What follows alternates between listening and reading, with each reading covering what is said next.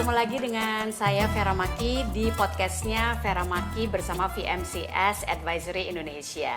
VMCS, Vera Maki Communication and Social Impact, ini adalah konsultan komunikasi yang memberikan klien-klien, apakah itu individu atau klien perusahaan, bagaimana strategi komunikasi yang pas teman-teman di B2B atau B2C.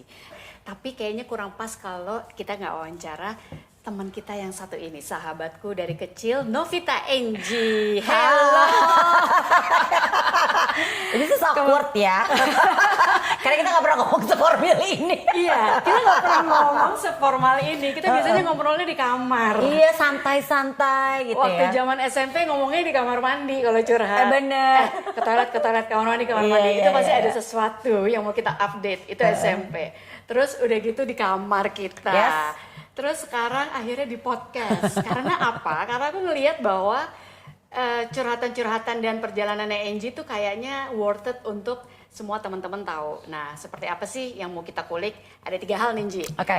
Ini kan hari perempuan ya, jadi kita mau ngomongin tentang seluk-beluk kita sebagai perempuan. Yang pertama tentang karir lo, kedua tentang parenting lo, your parenting style sebagai seorang ibu dari 2 anak, dan yang ketiga personal. Oke. Ya, Siap. Sekarang karir dulu deh. Walaupun di nggak sini- ada yang lo tahu, nggak ada yang lo nggak tahu ya sebenarnya ya. Tapi siapa tahu nanti ada yang nggak tahu. Oke. Terus terungkap di sini. Oke. Oke, yang pertama karir lo nih. Kan lo dari zaman kita masih SMP lo udah berkarir ya. SMA sih sebenarnya. SMA. Tapi sebenarnya gue udah lihat bibit lo sebagai model tuh dari SMP karena dia cakep banget gitu kan. Dia juga. Nah, gimana? Coba cerita dong buat teman-teman yang ada di sini karir lo dari lo dulu sebagai model, satu SMA ya, sampai sekarang. Dulu tuh pas SMA sebenarnya, mulai SMA meniti karir sebagai model ya. Zaman dulu di era-eranya aku sama Vera kan memang ya era-era dimana segala sesuatu tuh dimulai biasanya kebanyakan tuh kalau berkarir di dunia entertainment itu pasti lewat jalan modeling. Lalu memang setelah itu memang lumayan terbuka tuh perjalanan kehidupan pekerjaan aku nih ya Fer ya. Tapi memang dari dulu I know for sure kalau aku tuh pengen jadi penyiar radio because Vera juga tahu ayah aku tuh papa aku tuh penyiar radio. Yes. I always admire him dalam artinya gini, asik ya ngomong dibayar, sesimpel itu, secetek itu dulu pikirnya karena kan masih ABG. Jadi emang goalsnya tuh waktu itu ke situ. Cuman memang berawal kan di era-era zaman-zamannya aku dan Vera remaja itu kebanyakan kalau mau meniti karir di dunia entertainment itu memang lewat jalur modeling gitu. Akhirnya mulailah dari ikutan pilihan gadis sampul, main sinetron dulu, abis itu jadi presenter dulu, baru akhirnya kesampaian jadi penyiar radio. Oh justru gitu ya, Sebenarnya dulu. terbalik justru ya malah yang itu terakhir gitu. Nah menjalani semuanya berbarengan, memang yang paling aku cinta tuh pekerjaannya adalah sebagai penyiar radio jujur. Even sampai sekarang kan? Iya, tapi sekarang sih emang udah break ya, lebih ke sekarang podcast karena punya podcast iya juga kan iya. bersama 2 sahabat aku Iwet dan Dave juga. Iya. Tapi memang di saat menjalankan pekerjaan sebagai presenter, apalagi sebagai penyiar radio, di situ kan dituntut kreativitas ya, apalagi waktu jadi penyiar radio, nyumbang ide topik, terus membangun sebuah topik. Karena dulu juga penyiar, tau lah gitu kan, gimana caranya kita membuat orang untuk mau mendengarkan kita gitu kan ya. Terus udah gitu yang paling ternyata membuat aku senang juga dan akhirnya bisa melebarkan sayap ke tempat yang lain, ke pekerjaan aku yang selanjutnya adalah di saat kita siaran radio kan kita juga walaupun ada produser ya, kita kan suka ngobrol, kita bahas apa ya, kita mau angkat topik apa ya gitu kan. Brainstorming gitu ya. Yes, brainstorming di situ jadi kelihatan ya, jadi menemukan yang seru ya ngangkat topik atau mengangkat hal-hal yang apa yang sedang terjadi di sekitaran kita. Dulu sih awal-awal pasti maunya seputar dunia entertainment lah ya. Cuman lama-lama jujur emang jadi penyiar radio tuh emang gini. Gue selalu ngerasa bahwa penyiar radio itu harus pinter, harus tahu banyak. Nggak boleh nggak tahu apa yang lagi terjadi di muka bumi ini. Kita nggak boleh apatis, nggak boleh cuek. Nah dari situ tuh akhirnya bener ya kok di saat kita lagi cari-cari topik buat siaran, terus menemukan hal-hal yang kok ini gini sih, gitu lah. Jadi yang membuat yang kok ini satu hal yang perlu diangkat ya, perlu dibahas ya. Nah selama menjalankan karir sebagai penyiar radio, abis itu waktu itu dapat tawaran untuk megang, untuk jadi pemret sebuah majalah artis sih waktu itu juga. Kebetulan franchise dari luar, Hello Magazine. Itu sekitar 2,5 tahun, itu juga menyenangkan tuh karena kan kita tahu juga mau ngangkat apa ya, ngebahas apa ya dari si tokoh ini ya gitu. Terus habis itu udah berhenti, terus lalu abis itu mendapatkan tawaran lagi untuk memimpin menjadi pemimpin redaksi untuk Mother and Baby yang kemudian berubah nama jadi Mother and Beyond. Nah ini tuh kayak ngerasa kayak ini dunia gue nih. Dalam artian aku tuh punya concern yang besar sekali terhadap dunia ibu dan anak. Iya, tapi gini nggak sih Nji, semua perjalanan karir lo itu memang sesuai dengan perkembangan tahapan hidup lo. Yes, ya kan? I agree. Pertama Bener. gadis sampul ya, because masih gadis-gadis. masih gadis kinyis-kinyis ya bener. kan. Terus udah gitu, and then main sinetron ya kan, jadi MC. Terus udah gitu, apalagi tuh banyak lah ya. Pokoknya you are on the screen untuk aktivitas-aktivitas atau untuk program-program acara anak muda.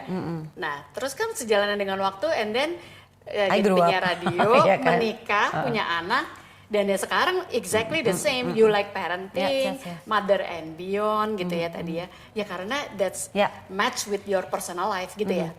Tapi dari dulu memang sebelum memiliki kecintaan terhadap dunia ibu dan anak. Mungkin karena ada latar belakang, mungkin nanti Vera juga pasti akan di bagian personal akan mengorek itu tuh. Ada part di mana gue tuh ngerasa kayak dulu tuh punya masalah komunikasi sama my parents gitu kan. Jadi sementara kayaknya dulu juga satu lagi, I come from a broken home family kan. Kalau orang bilangnya broken home karena my mom and my dad divorced. Terus abis itu dulu kan selalu identik dengan anak korban perceraian, anak broken home. Sementara di saat gue menjalani yang quote unquote orang bilang gue sebagai anak broken home. Broken home is about choices sebenarnya. Exactly. Nah, itulah akhirnya yang membuat gue juga jadi kenapa tertarik sama dunia ibu anak. Gitu. Jadi tadi udah diceritain secara singkat gimana perjalanannya Novita Enji ya. Dari pertama kali sampai sekarang, it takes like 30 years ya. Karena kan dia mulainya early. Yang lain masih pada sekolah, dia udah sekolah sambil jadi model. Udah dapat income dia gitu. I thought I was early. Kuliah sambil jadi penyiar radio. Gue punya duit duluan. Sahabat gue udah lebih duluan lagi. Zaman SMA kita masih minta duit kan sama orang tua. Dia udah menghasilkan gitu. So that's really good gitu. Nah, yang pertanyaan kedua adalah dari semua perjalanan karir itu selama 30 tahun, what's the best advice that you've ever given? Pernah dikasih advice apa sih yang paling top chair banget dalam hal karir ya? Dalam hal karir. Oke, jujur ini gue bingung ya. Apa ya dalam hal karir? Yang sampai Aaron mikir, iya deh, gue menavigate karir gue, ya udah deh, gue ambil sinetron misalnya waktu itu. Oke deh, and then gue ngambil penyiar radio. Oke deh, gue berhenti penyiar radio for a while waktu itu. Kan lo sempat keluar, abis itu lo masuk lagi. Gue mau akhirnya kan lo kerja profesional secara korporasi ya, jadi chief editor suatu majalah gitu. Terus and then you do podcast. Nah ini lo navigasi ini ada nggak sih yang ngasih lo tuh advice gitu? To be honest sebenarnya sih enggak. Waktu remaja tuh apalagi enggak. Udah lebih go with the flow. Tawarannya apa? Oke, gue jalanin. Tawarannya apa? Oke, gue jalanin. Tapi memang waktu itu adalah di saat emang memutuskan untuk menjadi orang korporasi ceritanya gitu kan ya. Itu aku nanya sama suami sih, lebih ke suami ya yang selalu memberikan advice dan juga aku banyak belajar karena kebetulan dia duluan yang terjun ke dunia media kan, udah lama jadi wartawan juga.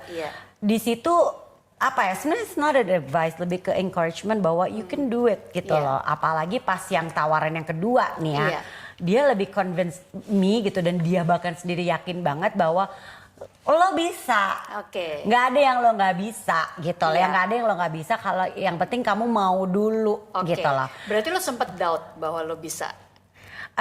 Kalau yang pertama iya, yang kedua sebenarnya ada keraguan cuman karena lebih kayak gini, 9 to 5 lagi nih gitu kan sebelumnya udah pernah ngerasain. Sebenarnya sih yang lebih yang di pertama sih fair keraguannya karena kan maksudnya dari yang gue menjalani karir di dunia entertainment yang cetak gemerlap, selalu ada di depan gitu kan. Sekarang jadi orang di belakang gitu kan ya. Can I? Terus udah gitu dengan pasti kan beda lagi dong. Kalau di depan di dunia entertainment gue adalah bintangnya Tapi kan ini gue harus jadi gue bukan bintang di sini. Bahkan gue harus belajar untuk harus menjadi pegawai, jadi leader. It's not easy being a leader gitu kan ya. Itu sih sebenarnya, dan belajar bekerja gitu, belajar gimana caranya bikin presentasi. Kan di dunia entertainment gue nggak perlu bikin presentasi gitu kan. Lu punya mentor nggak waktu itu di kantor? Ada. Tapi sebenarnya memang gue banyak belajar dari rumah karena kan laki gue udah lama duluan terjun di dunia. Jadi career coach lo itu suamiku gitu loh. Nah, kalau mentor dalam apa nih? Kalau misalnya mentor dalam hal bikin presentasi, aduh anakku. Mereka lebih canggih gitu loh, lebih bisa. Nah, tapi memang waktu itu yang di pertama tuh masih nggak, yang pengalaman yang nggak akan pernah gue lupain adalah gue harus ikut conference yang dibikin sama headquarters. Jadi saat itu it was the first time for me. Gue tuh kan balik lagi, tadinya pekerjaannya di dunia entertainment. Kemana-mana selalu ada manajer, ada yang mendampingi. Ini enggak. Gue pergi atas nama perusahaan dan sendiri dong. Gak mungkin tiba-tiba gue minta ke bos gue, Bu boleh gak ditambahin tiket satu lagi buat mendampingi saya. Gue boleh ikut kan? Terus udah gitu manajer gue boleh ikut gak? Gak mungkin, jadi sendiri. For the first time gue pergi ke luar negeri sendirian. Terus udah gitu berikutnya gue present untuk presentasi di depan, bukan cuma depan banyak orang tapi orang-orang dari banyak negara, karena kan waktu itu kan banyak kan ada yang dari India, ada yang dari mana waktu itu Belanda, pokoknya banyak deh. Terus udah gitu I represent my brand yang ada di Indonesia, plus jadi banyak belajar gitu. Nah itu tuh yang nggak akan pernah gue lupain. Tapi memang lebih banyak jobnya yang pertama sih. Karena there's always a first time for everything. Yang kedua udah tahu lah udah lebih tahu dan lebih dunianya lebih sama kan. Nah tadi Angie cerita bahwa ada tawaran, ya udah gue terima. Ada tawaran, gue terima. Selalu gitu patternnya. Ada nggak ada tawaran terus lo tolak? Ada. Karena gini, basically nggak semua tawaran masuk langsung gue terima. Tapi lebih kayak gini kan, ada yang dimana apalagi kalau gini, kita udah berusaha untuk nolak nih. Kayak jodoh. Gue tuh beranggapan pekerjaan, apalagi yang sifatnya panjang, itu tuh kayak jodoh. Lain kalau misalnya cuma yang tawaran, tolong dong kerjain ini, itu lain kan. Tapi kalau kayak pekerjaan-pekerjaan yang panjang, salah satu dari saat kerja kantor, siaran, bikin podcast, itu tuh kan kayak jodoh. So kalau kita ada sedikit keraguan di awal wajar. Tapi kalau it's meant to be, ini jodoh kita, akan menemukan jalan kok. Untuk pas aku mengerjakan dapat tawaran Mother and Baby saat itu sebelum jadi Mother and Beyond, tantangan aku adalah di anak aku yang perempuan. Kalau tahu dong Fer, Gemma tuh kan posesif banget saat itu. Dia yang bilang nggak boleh. Jadi waktu itu pas tawaran datang pertama aku bilang sorry ya, gue belum boleh kerja lagi sama anak gue gitu.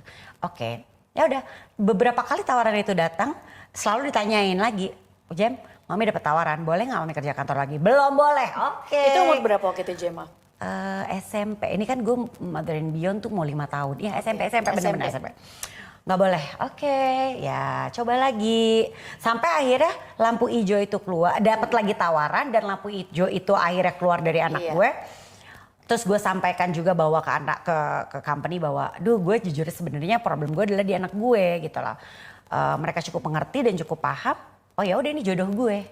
Berarti waktu pertama kali lo mau menerima tawaran itu, and then you ask Gemma, and then Gemma say no couple of times, itu bikin lo down atau lo waktu itu mikir, ya udah berarti memang belum jodoh? Gue lebih nggak down. Kadang-kadang kan ada yang kok nggak didukung sih gitu, and then you try to convince. Ya misalnya mungkin kalau dalam ini anak lo gitu untuk say yes gitu. Ini enggak ya? Enggak, karena memang my kids are my priority at that time. Maksudnya they still need me, apalagi Gemma masih clingy. Ya udah, gue manfaatin momen ini karena karena ada saatnya gimana dia akan justru akan stay away from us gitu ya. Gue selalu percaya segala sesuatu itu ada masanya. Ya mungkin emang masanya waktu itu gue menjadi pendampingnya Gemma gitu lah. Nah itu suami gue juga suka bilang ya, talking about parenting and motherhood gitu ya. Sekarang kan yang si Viana ya 8 tahun itu kan lengket banget, posesif banget gitu kan. She's my cheerleader gitu ya. Dia yang akan selalu mendukung kita gitu kan ya. Terus suamiku juga bilang enjoy aja. Karena emang ini momennya dia lengket. Yes. Nanti ada momennya kamu nyari-nyari dia susah. And that happen couple of times dengan kakaknya yang pertama kedua kan. Udah sekarang udah punya aktivitas sendiri. So that's true sih. Mungkin banyak orang yang, banyak parents yang gue lihat ya, yang dia tuh kebingungan pada saat dia mau sesuatu tapi itu nggak match sama kebutuhan si anak gitu kan. Ya that's too bad if that's happen, tapi kalau memang harus ya nggak punya option ya memang harus dijalanin gitu. Ya, I can say that I'm lucky. Gue masih bisa punya opsi untuk ada pilihan lah. Betul. Dan saat itu mendapatkan privileges untuk bisa menemani dan mendampingi dua anak-anak aku sampai mereka enek. Iya kan? Bilang enek gitu kan ya. Iya. Itu sih, itu satu privileges dan I consider myself lucky lah gitu loh.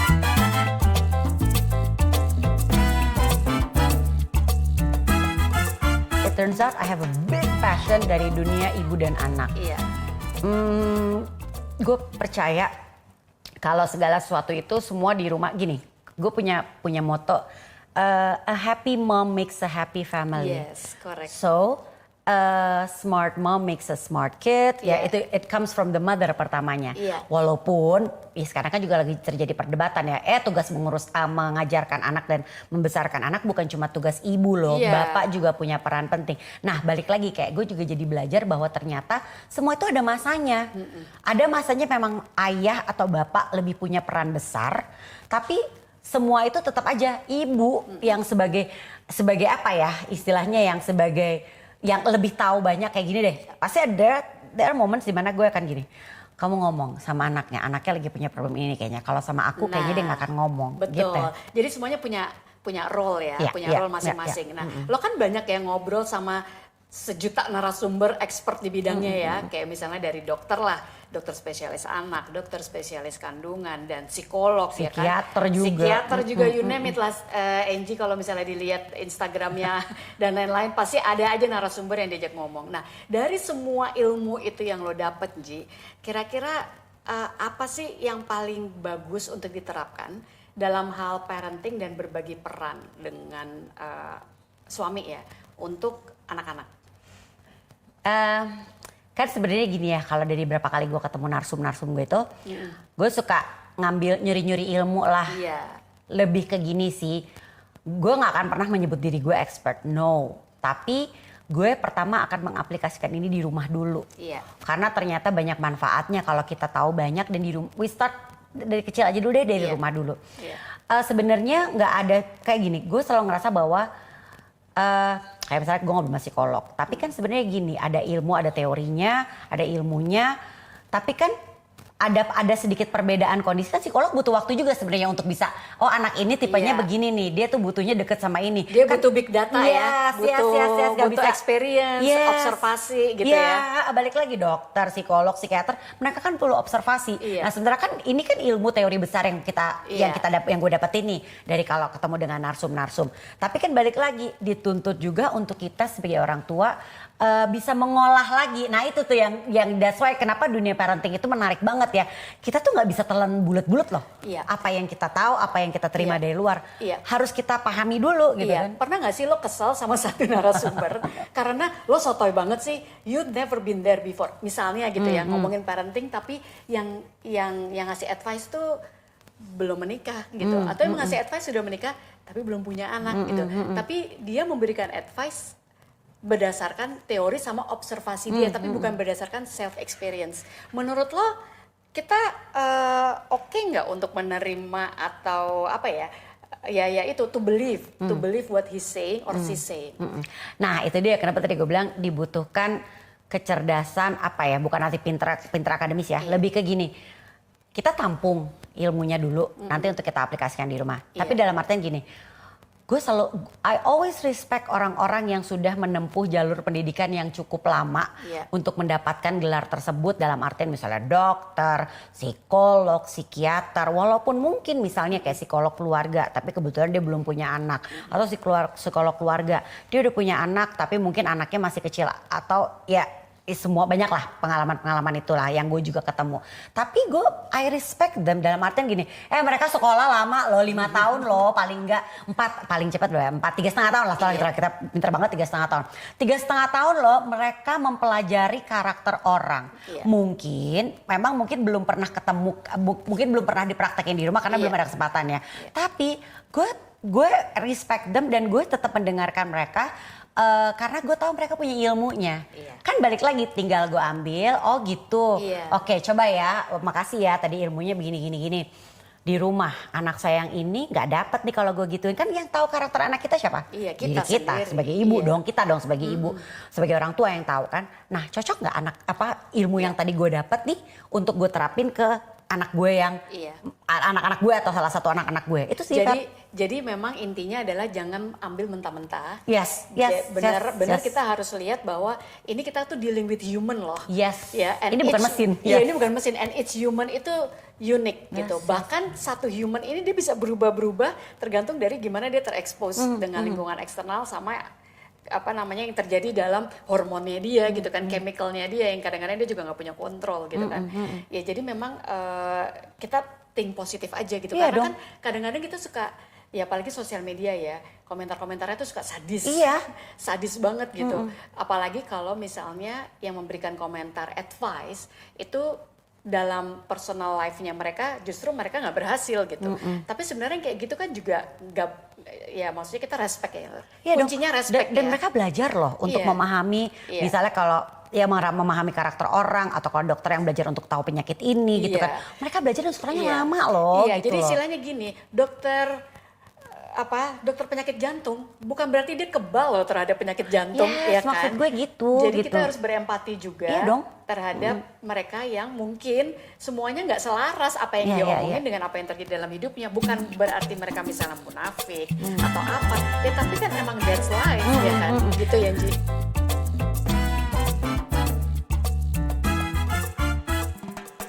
Iya, makanya gue selalu kayak gini, misalnya orang menelan bulat-bulat gitu kan ya, apa yang disampaikan oleh seorang expert gitu ya.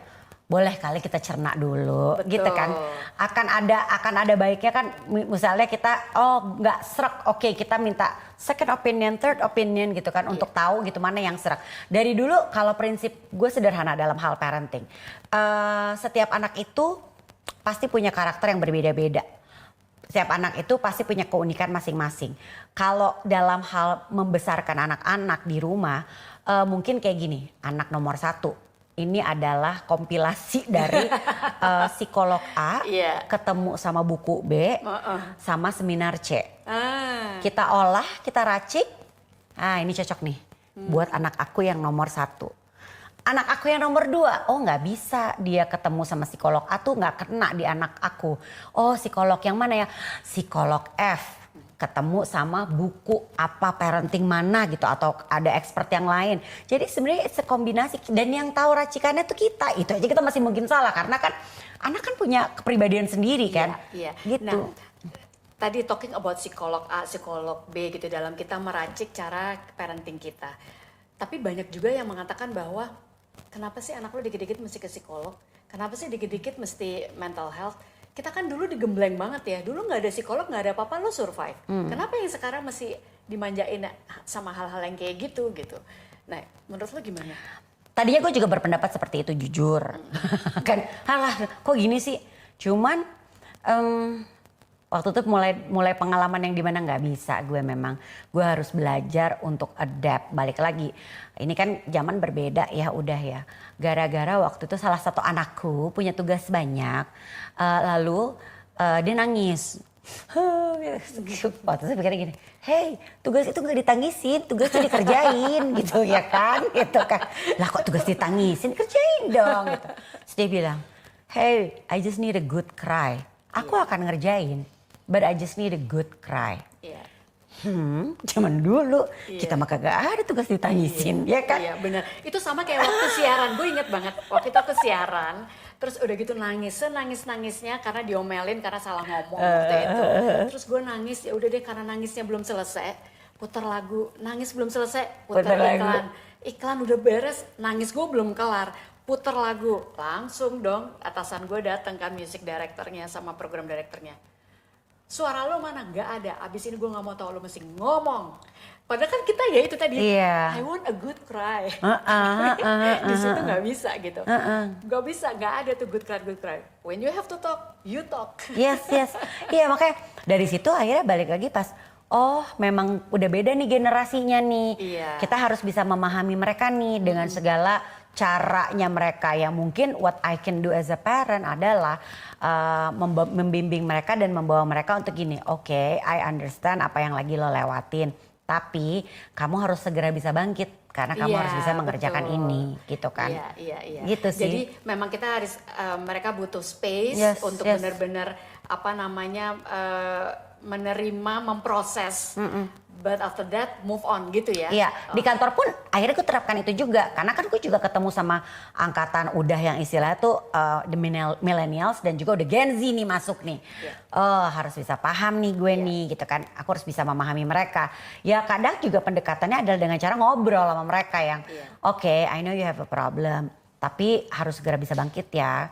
Dan ya cuma mau ngingetin aja sih, pasti setiap orang tuh punya konflik dalam hidup yang masing-masing kita bahkan nggak tahu. That's why we have to appreciate them juga gitu loh. Betul. Nah, balik lagi nih ke parenting. Apa sih Nji selama ini, anak lo kan sekarang udah kuliah. Yang pertama, yang kedua bentar lagi nih mau kuliah. Hal terberat apa dalam parenting yang menurut lo itu yang benar-benar this is the hardest one? Gue belum bisa bilang this is the hardest one karena pasti perjalanan gue masih panjang banget ya. Belum selesai ya. Belum sertijab sama suaminya. Yang satu belum sertijab sama. Iya. Tapi maksudnya as of now deh, as of now. Untuk sekarang ini adalah menghadapi mereka dengan ini gini. Me as a parent lagi beradaptasi dengan anak-anak gue yang Gen Z. Ya kan, dimana mereka tuh outspoken. Mereka tuh emotionally banget gitu kan. Terus udah gitu gue masih banyak yang harus bisa menerima mereka dengan pubertasnya. Sebenarnya so far mungkin sekarang masih dalam fase yang gini, ibarat berat karena apa? Kayaknya kemarin ramuan ini bekerja ya di dia ya, ibarat kata gitu. Kenapa it doesn't work right now? Besoknya masih pakai ramuan sama, nggak bisa ya gitu loh. Terus dengan yang mereka yang bete-bete nggak tahu kenapa, ya kan? Yes. Kan dunia remaja bete is my middle name gitu kan dia. Pernah nggak sih dia lagi bete banget ketemu sama lo juga yang lagi bete banget gitu? Nah, pernah. Oke. Tapi akhirnya gue bilang gini, ya itu berantem dulu. Saat itu sih kita pasti berantem dulu. Gak bisa, gue akan marah dulu. Tapi besok di saat gue udah tenang, mungkin bete gue udah kelar juga, gue udah lebih stabil, which is harus lebih stabil duluan ya. Gue akan approach anak-anak gue dan gue akan ngomong, so sorry if I snap. Tapi saat, to be honest, I'm not really in a good mood. Gue kasih tahu, gue lagi ada problem di kantor atau di kerjaan atau di apa, begini. I'm sorry kalau tadi aku jadinya marah sama kamu gitu kan. Oke, tapi akhirnya setelah udah dia juga udah reda, dia udah nggak marah juga, akan ada conversation berikutnya. Dalam artian gini, kemarin pas mami marah ya, ngebayang nggak kamu? Ini mami nih ya. Jadi kan mami masih bisa minta maaf, datang minta maaf sama kamu untuk ngobrol dan ngebahas. Tapi ngebayang nggak kalau kamu nanti kerja, terus kamu tiba-tiba bosnya, atasannya lagi dalam kondisi nggak ya moodnya lagi jelek. Lu gak bisa berharap dia akan minta maaf dan bisa mengerti loh. It's a different thing. Balik lagi gue selalu bilang sama anak-anak gue, what I'm doing now, misalnya kadang-kadang you don't like what I'm telling you atau apa yang gue lakukan mereka gak suka gitu kan ya.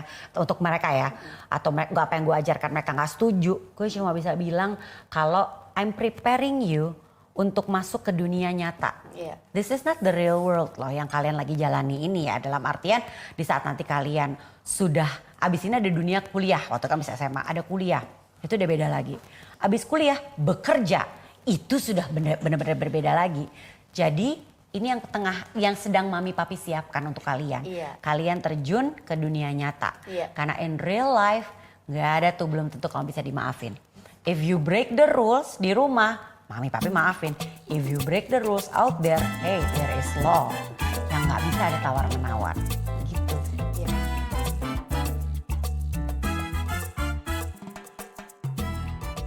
I think it's good ya when you communicate like that. Karena gak semua parents bisa menjelaskan secara gamblang apa sih maksud dan tujuan sebenarnya di balik ketidaknyamanan yang lo rasain dari kita gitu ya misalnya ya. Jadi sebenarnya again karena ini our podcast is about communication, jadi memang komunikasi itu penting ya. Sekarang balik lagi ke masa Angie waktu kecil sampai sekarang gitu ya Angie ya. You still have apa namanya your mom ya. Tapi kalau dilihat dari awal sampai sekarang gitu, parenting style apa sih yang nyokap bokapnya Angie itu punya sehingga lo pada akhirnya juga yakin mengikuti flow itu untuk menikah, punya anak, ngasuh anak gitu. Karena kan kita lihat ya sekarang ya, mungkin anak-anak sekarang lebih kritis, lebih bisa tahu dan memahami dirinya mereka sehingga adalah istilah-istilah misalnya I don't want to get married gitu. I decided not to get married gitu. Yang kedua, I decided not to have kids, ya kan, child free gitu misalnya. Nah, kalau Angie, hal apa yang akhirnya lo bisa yakin bahwa ya I'm gonna get married, gue akan punya anak, gue akan ngasuh anak sampai ya sekarang ini di proses sekarang. Oke.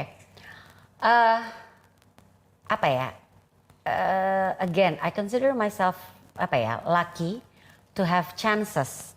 Jadi gue tuh selalu seneng selalu menganggap kesempatan-kesempatan yang hadir dan akan hadir dalam hidup gue tuh sebagai satu hal yang harus gue manfaatkan. Dalam arti kesempatan yang baik ya. Kayak gini, my parents divorced dia saat gue masih kecil.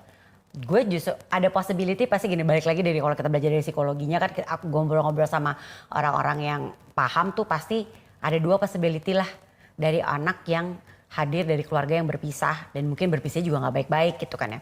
Satu, anaknya will end up like them. Dua, anaknya akan mau gue harus lebih baik dari mereka. Nah gue mau ngambil yang kedua. So again, makanya tadi kayak orang bilang, aduh gue broken home, it's about choices.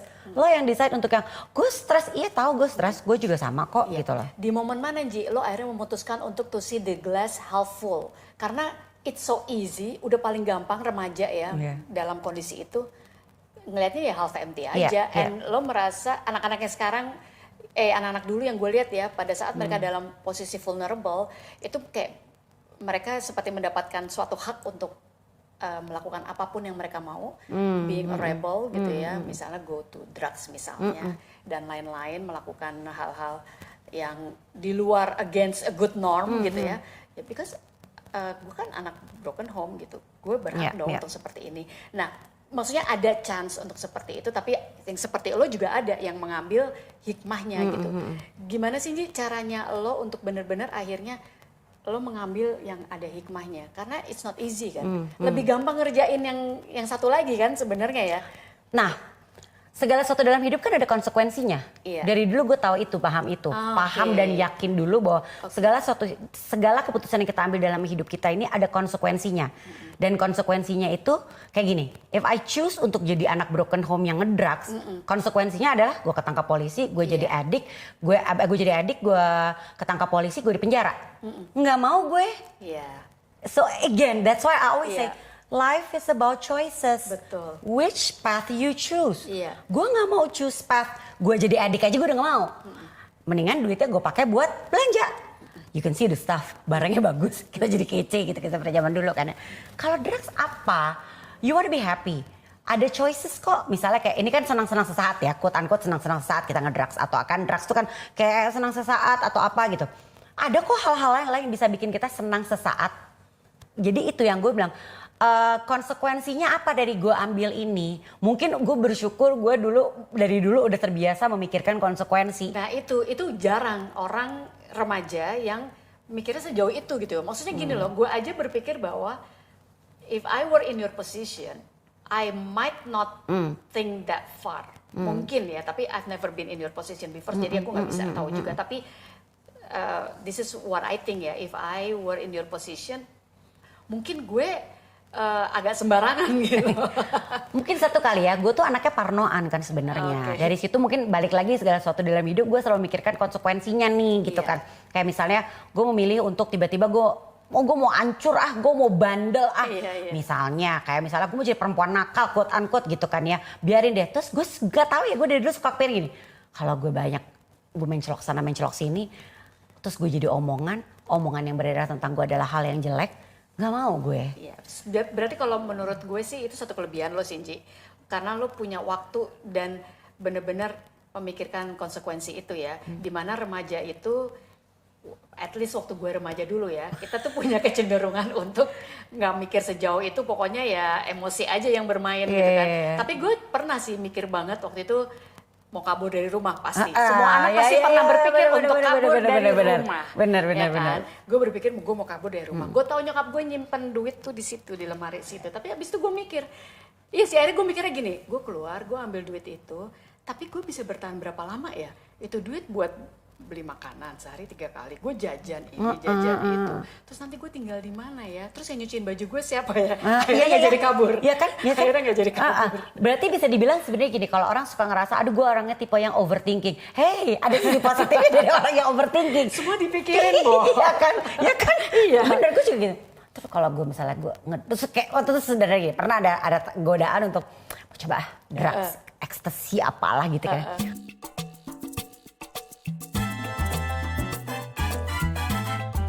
Emang kayaknya Tuhan selalu punya cara ya buat ngasih lihat sesuatu hal yang membuat gue gak jadi deh gitu.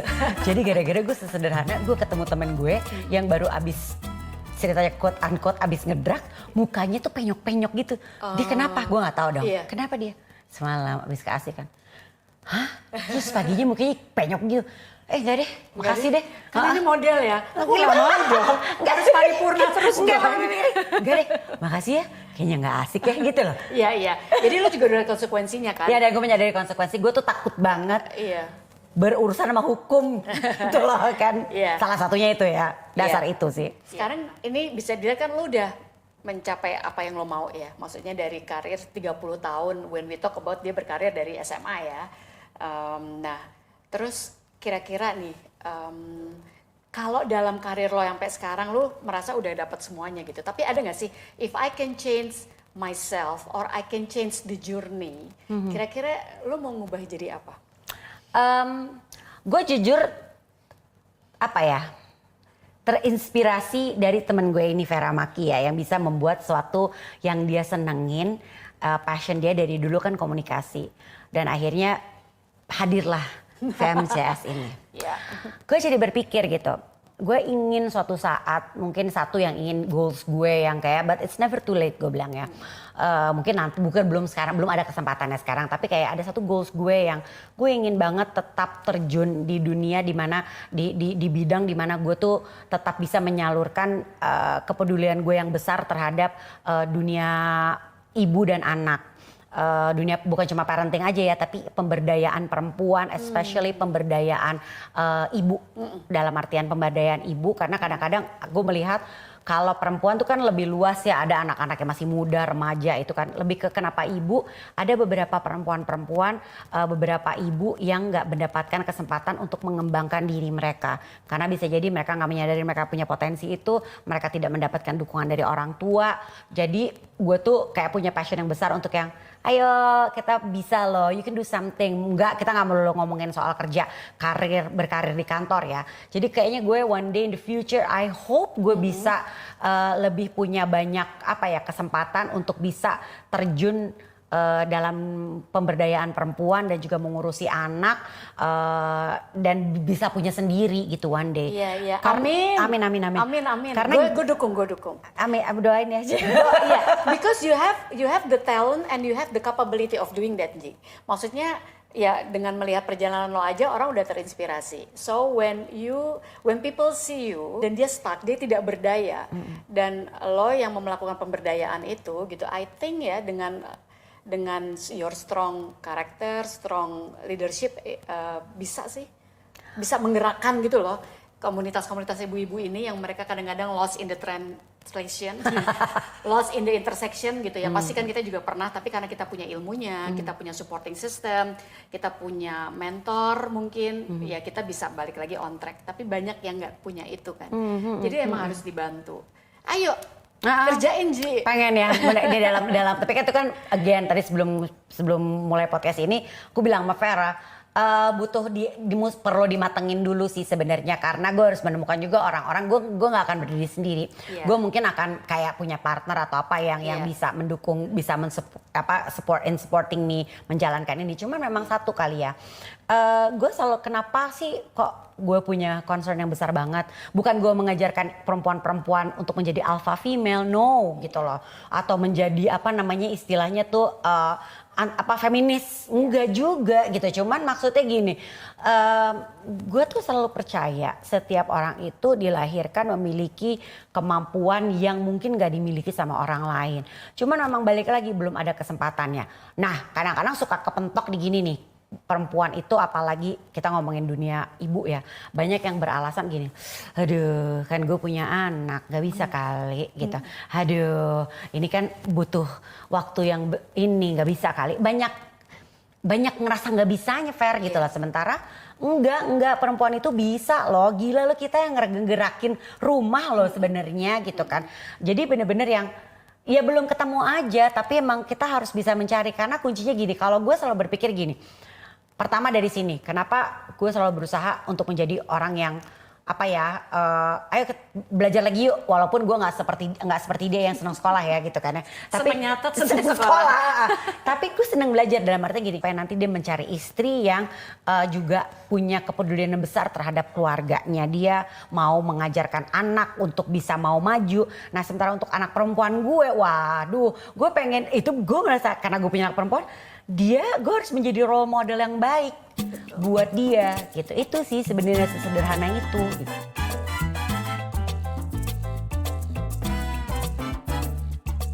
Nah ini terakhir kita bicara mengenai friendship Ji. Ya lo kan sahabatan sama gue udah lama ya. Dari SMP kelas 1. SMP kelas 1 itu kita sebangku. Nah dan sekarang dunia remaja dengan exposure yang sangat besar terhadap sosial media gitu ya. Dalam kita friendship itu kan pasti juga nggak selamanya mulus ya. Bahkan ada yang tadinya sahabatan banget tuh bisa jadi musuhan banget gitu ya. Dan dari musuh juga pada akhirnya ada loh yang akhirnya jadi sahabatan gitu. Bisa dibolak-balik aja kayak gitu. Nah menurut lo peran friendship dalam membentuk perempuan untuk bisa lebih kuat itu bagaimana? Itu yang pertama. Yang kedua, apa sih do and don'ts dalam hal friendship yang mungkin lo bisa share ke ibu-ibu muda bahkan ke remaja-remaja sekarang gitu. Perannya apa dalam hal kemajuan kita nih? Iya. Banyak banget dan termasuk salah satu peran yang cukup besar dalam hal membuat kita ingin menjadi lebih maju. Again, mungkin gue akan menggunakan kata-kata I'm lucky enough untuk punya teman-teman yang inspired me to do so many things sebenarnya.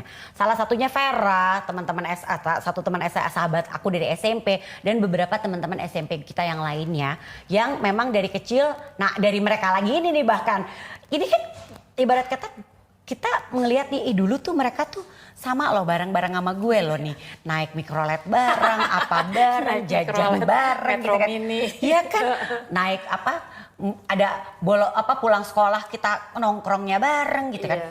Dan kan betapa amazingnya kita bisa melihat dari mereka yang kita piik-piik ini, mereka tumbuh menjadi individu-individu yang berbeda-beda, dan dari individu-individu ini banyak yang menjadi orang-orang yang bisa menginspire gue pribadi gitu loh.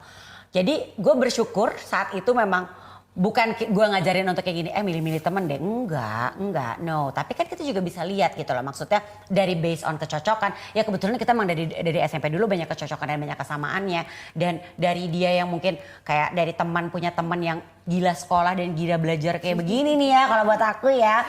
Itu membuat gue kayak gini, oh iya ya gue terinspirasi untuk bikin something. Mungkin kita nggak bikin yang sama, tapi oh iya ya bisa ya, membuat kita bisa berpikir, dia aja bisa, masa gue nggak bisa sih, nggak ada excuse loh. Ini sama-sama ibu, sama cek gitu kan ya. Yeah. We start bareng, sama gitu. Pokoknya jadi dari banyak kesamaan, paling nggak kita mengambil mungkin gue nggak telak-telak kita akan, oke, aku akan sama nih sama Vera, aku akan sama teman aku, dia mengerjakan hal yang sama. No, ambil aja dulu dari semangatnya.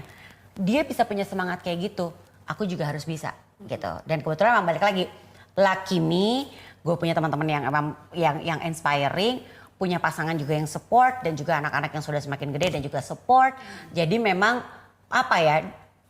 jadi gue tuh punya kesempatan untuk berkembang dan mengembangkan diri sih. Dan pada akhirnya itu kayak seleksi alam ya. Maksudnya kan kita juga berusaha untuk punya teman-teman yang lain gitu kan. Aku temenan sama Angie dari SMP, tapi along the way tuh dia juga punya circle sendiri yang lain, dan dia aku juga punya gitu. Dan pada akhirnya dimana misalnya kita jauh sama beberapa orang tertentu dan kemudian not coming back gitu ya, mungkin dia memang nggak cocok aja, and that's fine. Atau udah beda cara pandang hidup, beda cara apa-apa pandang, gitu loh. beda cara kita melihat friendship gitu ya. Kalau kita ngelihat friendship itu adalah misalnya apa ya, waktu remaja ya lo kalau emang sahabat gue, lo nggak mengkhianati gue, misalnya lo nggak ngambil lo jangan ngambil cowok gue dong, gitu ya misalnya. Tapi kita alhamdulillah ya, simpel itu. alhamdulillah itu nggak pernah terjadi sama kita. Iya. Somehow kita punya taste yang beda ya. Emang. Tapi itu sebenarnya kita bisa menggunakan apa yang ada di surrounding kita dari pertemanan, keluarga untuk bisa menginspirasi kita. Nah, as a parent, kita harus bisa menjadikan diri kita sebagai inspirasi buat anak-anak kita. Iya, benar. Nah, sebenarnya sih kayak anak-anak kita tuh pasti ngelihat kita, oh lo sahabatan lama ya. Dan aku tuh selalu bilang sama anak-anakku gitu loh, ini sahabatan lama, ini harus diusahakan loh. Iya loh, ada usaha, ada effort. Harus ada usaha dan ini berkah. Karena kalau nggak diusahakan ya pasti kita udah nggak sahabatan lagi kali ya, Ji ya. Jadi emang walaupun waktu itu kita SMA pisah, kuliah pisah gitu. Pisah kota, tapi ya tetap pada akhirnya ya we are here again gitu. Ketemu lagi gitu, dan persahabatan yang panjang itu benefitnya adalah ya ada itu fulfillment ya. Bukan fulfillment tapi lebih merasa hati kita tuh fulfilled, content and happy ya. And inspire each other. Iya, and inspire each other gitu. Punya sahabat itu nggak gampang, apalagi makin kita udah usianya makin dewasa, mencari sahabat baru itu kalau menurut gue susah. Iya, kadang-kadang tuh gue gitu loh. Gue tuh udah close loh. Udah nggak ada lagi tuh gue cari-cari sahabat. Jadi kalau lo tiba-tiba datang ke gue terus let's make friends, udah nggak buka pendaftaran, udah nggak buka pendaftaran, gue udah selesai gitu. Tapi mungkin bukan kayak gitu ya. Kalau kayak gitu mungkin kesana sombong. Tapi lebih ke arah gini loh. Udah nggak punya waktu karena lebih ada ke arah keluarga. Gini loh. Iya, gitu. lebih ke arah gini loh. Friendship itu gak bisa dapat secara instan loh. Iya, benar. Butuh kita nurturing and we should earn it gitu. Earn it too with all the pain and the happiness. Yes. Berawal dari chemistry dulu. Dulu. Karakternya masih deket, masih match. Kita masih ngerti banget nih sahabat kita seperti apa gitu kan. Dan kita harus mau berkorban, misalnya kita ngalah dalam satu hal dan lain hal. Kita berusaha untuk menerima dia apa adanya.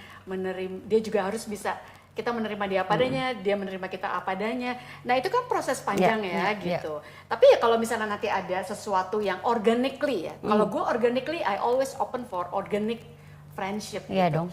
Tapi kalau misalnya nggak organik gitu ya, kalau misalnya gini, gue pengen deh sahabatan sama orang itu. Ada tujuannya. Ada tujuannya gitu. Nggak bisa gitu. Karena semuanya harus flowing ya. Jadi nggak bisa fake friendship tuh nggak akan last long gitu. Nah, balik lagi tadi lompat ke pertanyaan di awal-awal tentang gimana caranya gue bisa menjaga diri gue untuk yang nggak coba yang aneh-aneh deh. Padahal sebenarnya gue punya kesempatan, punya alasan lah istilahnya lah yang bisa menjustify.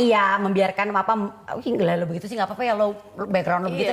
Tapi satu lagi, dari dulu memang I am blessed again, I am lucky enough untuk bisa dikelilingi sama orang-orang yang positif. Jadi membuat gue, terus kalau gue begitu, temen-temen gue bener, terus gue nggak bener sendiri, ngaco gue gitu. Gue suka mungkin FOMO, tapi FOMO-nya untuk hal yang baik gitu. Gue nggak mau gue yang ngaco sendiri gitu loh. Iya. Dan kalau menurut gue, kalau friendship itu juga semuanya tuh tergantung dari niatan kita ya.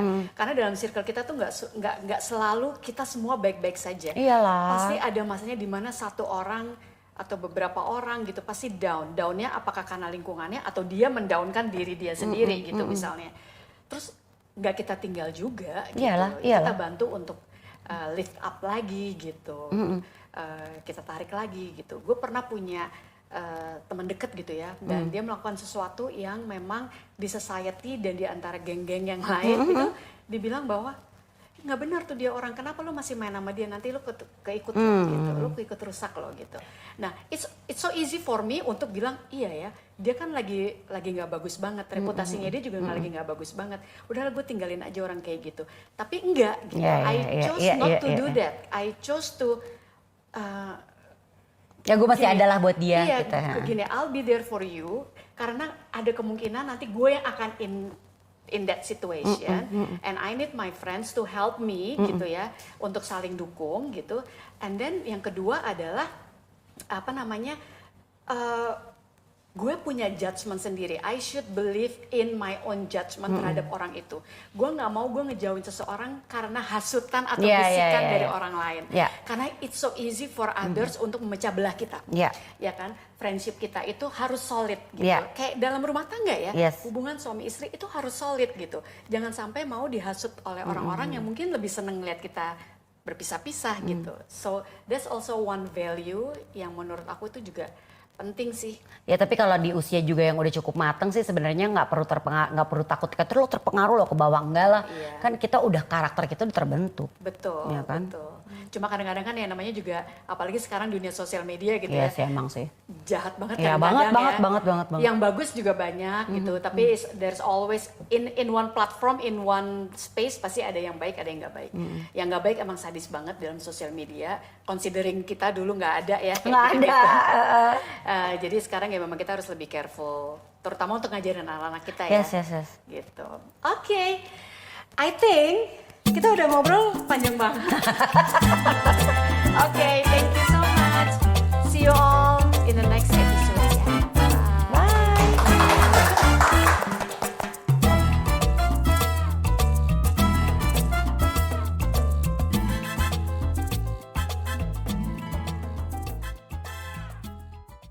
Appreciation to our sponsors.